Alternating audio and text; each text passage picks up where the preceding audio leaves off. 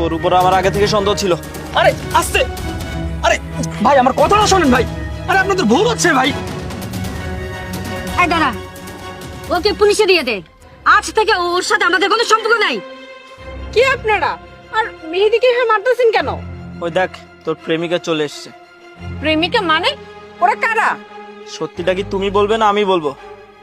এরা হচ্ছে আমার ওয়াইফের ভাই আর ইনি আমার শাশুড়ি। সে না হয় বুঝলাম, কিন্তু ওরা তোমাকে মারবে কেন? এই বেশি চালাকি করবি না, আমরা সবাই জেনে গেছি এই গাড়ির ভিতরে কি হয়েছে। গাড়ির মধ্যে কি হয়েছে মানে? ওই দেখা তো ভিডিওটা। এই দেখ,